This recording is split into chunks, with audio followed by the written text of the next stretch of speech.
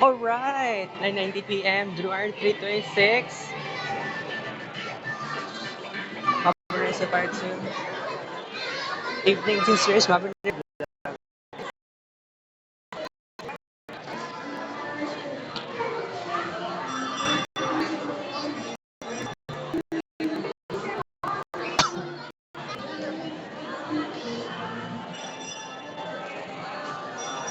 So, by the way guys, wala man ko kaanhi diri December 31 sa gabi or January 1 sa kadlawon. Bawi ko karon. By the way, Saturday karon. Happy Saturday, happy weekend. By the way guys, 10 p.m. sila mag-close karon kay Friday and Saturday 10 p.m. mag-close ang SM City Davao. Pero by the way, I have to tell you right now na kuan this is part of tradition since January 1, 2016. So, right now, so kuan lang ni kumbaga akong ingon sa inyo kanang unsa ba ang ako ang dapat buhaton for the year 2026. So, na-discuss na ko na already sa inyo daghan magkaroon ng new friends, magkaroon ng new experiences. Dili lang sa arts ang pinaka-focus. And mo-graduate tayo na ko, magplano ko mag-call center, magplano ko magkaroon ng new house as soon as possible. So, soon pa na siya guys. Pwede pa kay tao karon guys. Pero imagine if dili Friday or Saturday karon, sigurado jud ko nga kuan. So, uh, what if lang unta guys na January 1 sa gabi or ana. So, kuan jud, makaingon jud ka nga wow, dili mingaw, baingan na. So, by the way, dali ra po itong discussion karon kay of course kay kuan lang naman ang atong vlog karon 5 minutes lang naman. So, importante gid kaayo no nga masulti na ko sa inyo unsa ba akong mga achievements, 'di ba? Last year ang dami.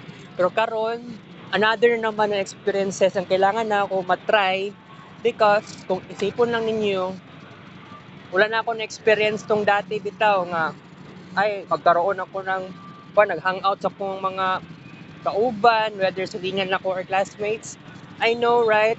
And I have to tell you na it is really not easy to do that. Sa panahon karon dagan kinausap. And then, by the way, last year, ang daming ganap. Dagan kayo nangamatay, right? So, mga silingan na ako especially. And then, himuan na ako sa artistic dedication. And I know that's very hard. Kaya kung wala na ako gihimuan ng artistic dedication, I know na malimtan na gud nato sila.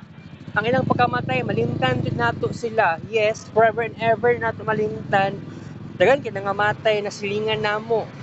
Pero pipila lang naman ang nahimuan ng artist dedication. Sabihin natin, kabarangay na ako, pero ang uban, wala ko kaila sa ilaha, wala ko ato silang balay, or wala ko nakuan, hatod sa lubong.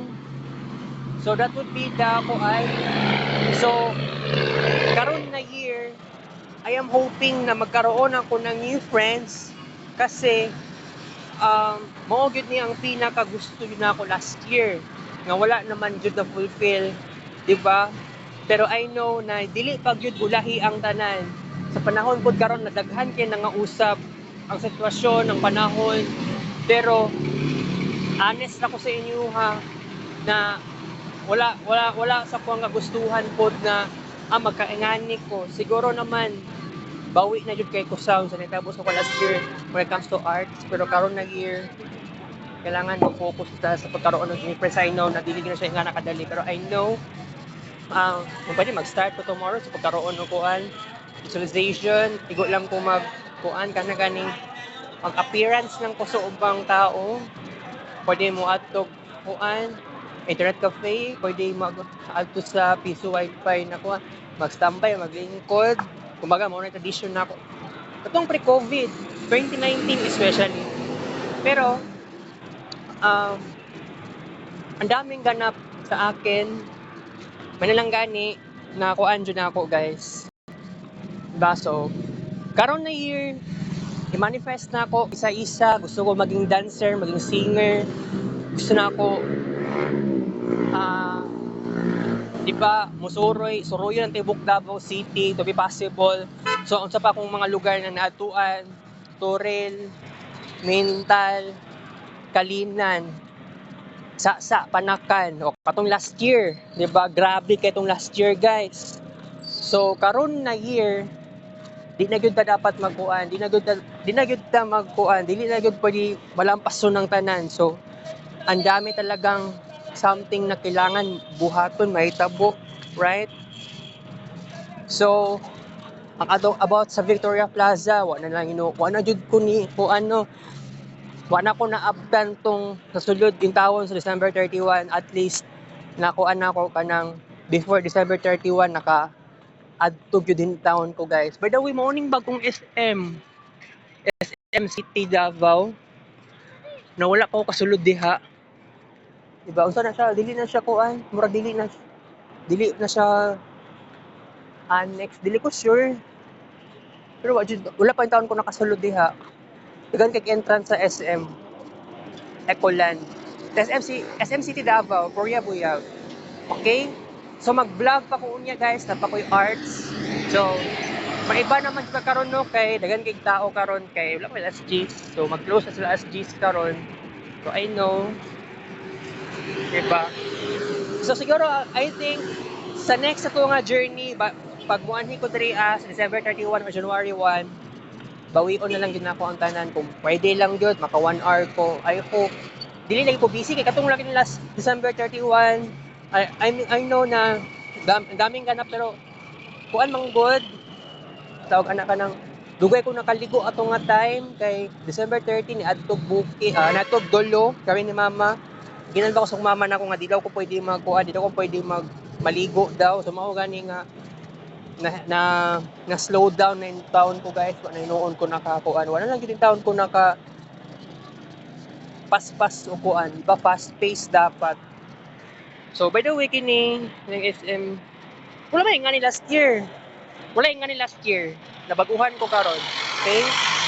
So balik ko niya, guys. Mali kay maghimo day kog artist dedication para kay Uncle Bal. So mali day akong pasabot. Maghimo pag artist dedication kay Uncle Bal niya.